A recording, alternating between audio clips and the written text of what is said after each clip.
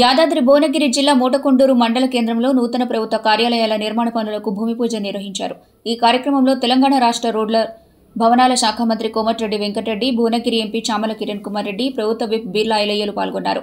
ఈ సందర్భంగా బహిరంగ సభలో మాట్లాడుతూ మంత్రి కోమటిరెడ్డి వెంకటరెడ్డి, గత బీఆర్ఎస్ ప్రభుత్వం మోటకొండూరును కొత్త మండలంగా ఏర్పాటు చేసినప్పటికీ ఇప్పటి వరకు ప్రభుత్వ కార్యాలయాలు అద్దె భవనాల్లోనే కొనసాగాయని విమర్శించారు. గత ప్రభుత్వం దృష్టికి పలుమార్లు తీసుకెళ్లినా కనీసం భూమి పూజ కూడా చేయలేదని ఆయన అసంతృప్తి వ్యక్తం చేశారు. అసెంబ్లీ ఎన్నికల సమయంలో బీర్లా ఐలయ్య ఇచ్చిన హామీని నెరవేర్చినందుకు సంతోషంగా ఉందని పేర్కొంటూ తన అన్నమాట నిలబెట్టుకోవాలని అన్నారు. ఇటీవల బీఆర్ఎస్ నేత కవిత చేసిన వ్యాఖ్యలపై స్పందించిన మంత్రి, 2 ఏళ్లలో బీఆర్ఎస్ మళ్లీ అధికారంలోకి వస్తుందనడం అవివేకమని వ్యాఖ్యానించారు. అలాగే మాజీ సీఎం కేసీఆర్కు 80 ఏళ్లు దాటాయని, ఇప్పుడు రాజకీయాలకు విరామం ఇవ్వాలని సూచించారు. పేదలకు సన్నబియ్యం ఇవ్వాలనే ఆలోచన కూడా చేయని కేటీఆర్ గురించి మాట్లాడడం అవసరం లేదని మంత్రి కోమటిరెడ్డి వెంకటరెడ్డి తేల్చి చెప్పారు.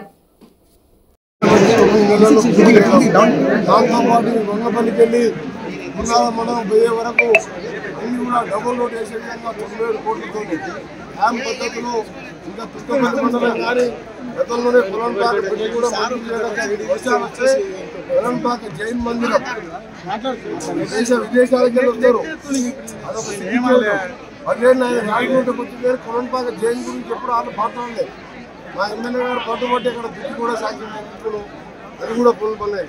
మీకు తెలుసు ఆ రాయగిరి మోత్కూరు రోడ్డు నేను ఎంపీగా ఉన్నప్పుడు అప్పుడు ఆఫీసర్లను ఎండబడి శాంక్షన్ చేపిస్తే మధ్యలో వదిలిపెడితే అది మొత్తం కూడా పూర్తయింది. మోత్కూరు టౌన్ దగ్గర 1 కిలోమీటర్న్నర మిగిలిపోయింది. అది కూడా ఈ 15 రోజులు కంప్లీట్ చేస్తాం.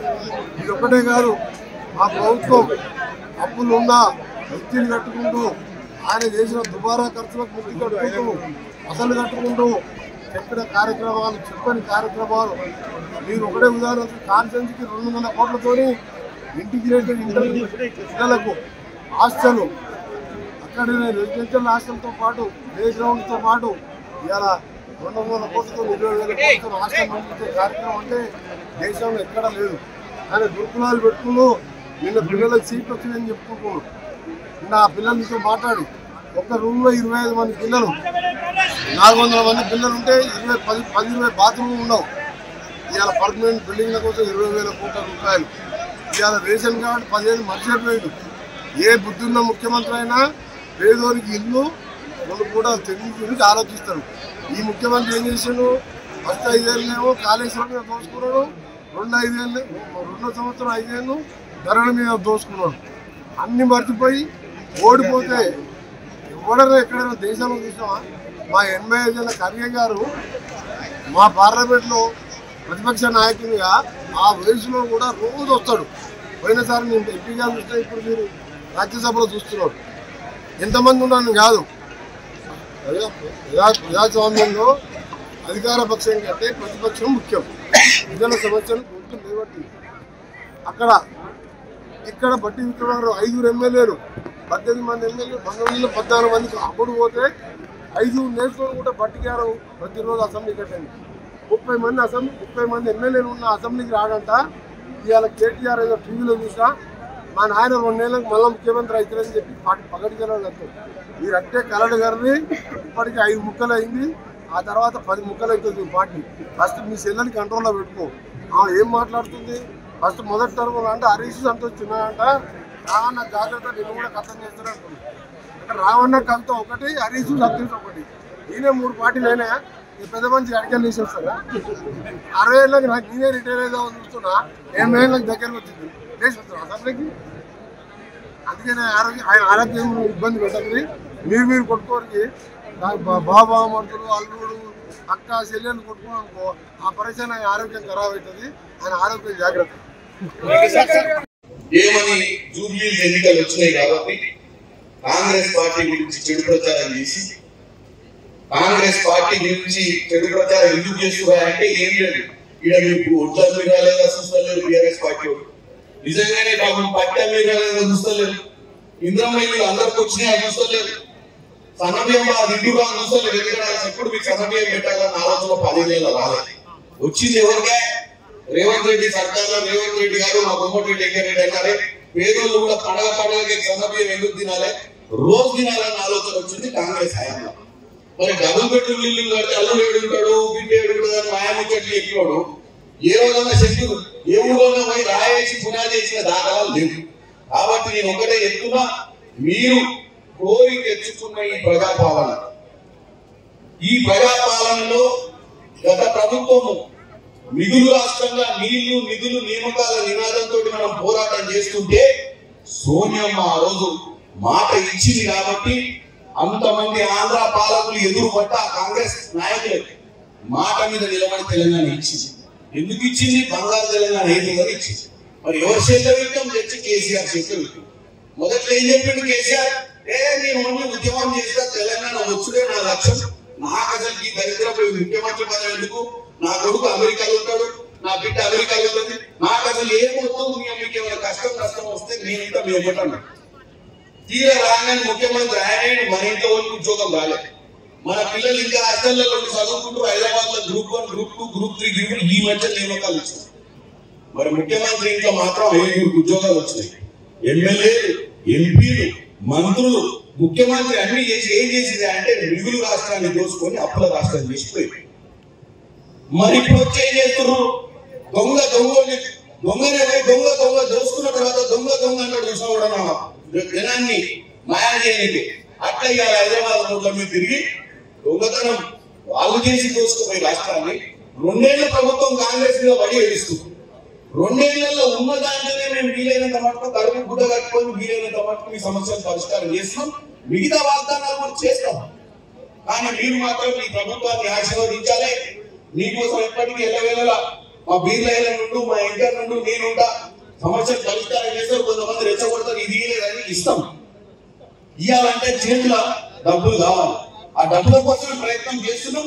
మీకు ఇచ్చిన ఏ మాటను మీరు మాకు 23లో గెలిపించి 28 దాకా 28 లోపు మీ సమస్యలని పరిష్కారం చేసే అటువంటి ఆలోచన మాకు ఉంది, మా ప్రభుత్వానికి ఉందని తెలియజేస్తూ ఇంత మంచి అవకాశం ఇచ్చిన ఆంధ్ర దోషపోతుందని చెప్పి 60 సంవత్సరాల పోరాటం అధికారంలో ఉన్నటువంటి మన ఎంపీ గారు అప్పుడున్నటువంటి ఎమ్మెల్యేలు, అప్పుడున్నటువంటి మంత్రిగా కోమటిరెడ్డి వెంకటరెడ్డి గారు తెలంగాణ వస్తే మా ప్రాంతం బాగుపడుతుంది, నీళ్లు నిధులు నియామకాలు ఆంధ్ర పాలకుడు ఎక్కబోతుందని చెప్పి 1200 మంది పిల్లల బలిదానం ఆపాలని చెప్పి పెద్దలు మంత్రి పదవికి రాజీనామా చేసి ఢిల్లీలో సోనియామ్మను ఒప్పించి తెలంగాణ తెచ్చుకున్నాం.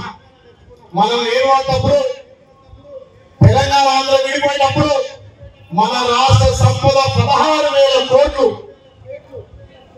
ఆంధ్ర తెలంగాణ విడిపోయినప్పుడు 16,000 కోట్లు.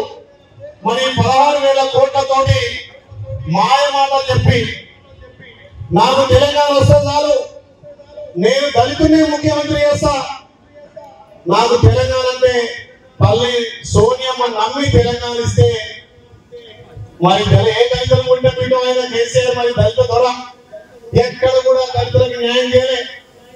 అలాంటి ధనిక రాష్ట్రానికి ముఖ్యమంత్రిగా కేసీఆర్ ఉండి 10 ఏళ్లలో లక్షల కోట్లు అప్పు చేసి తెలంగాణను అప్ర తెలంగాణ చేసేది.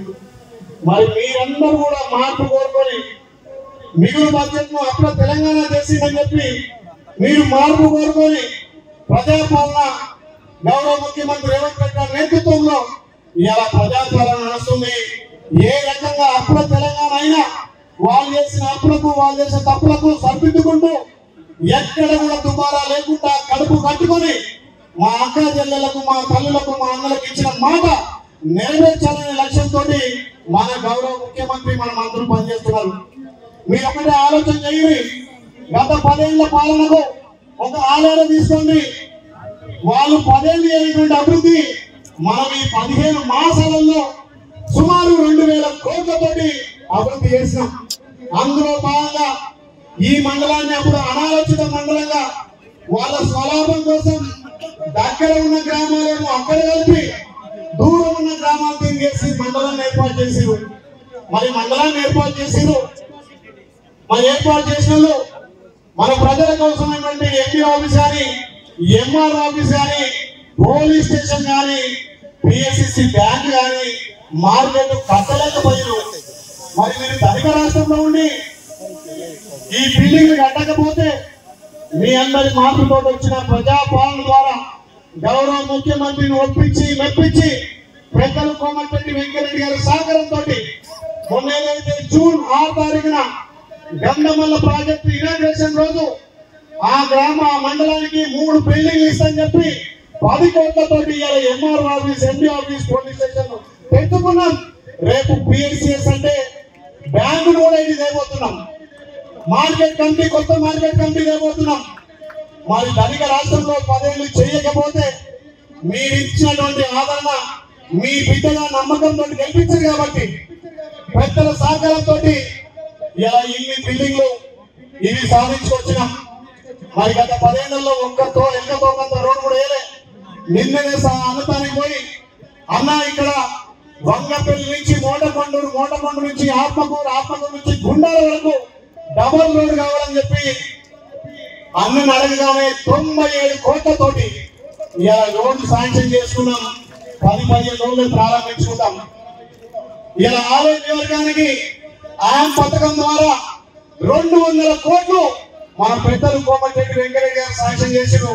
మరి సపోర్ట్ కూడా రాదు.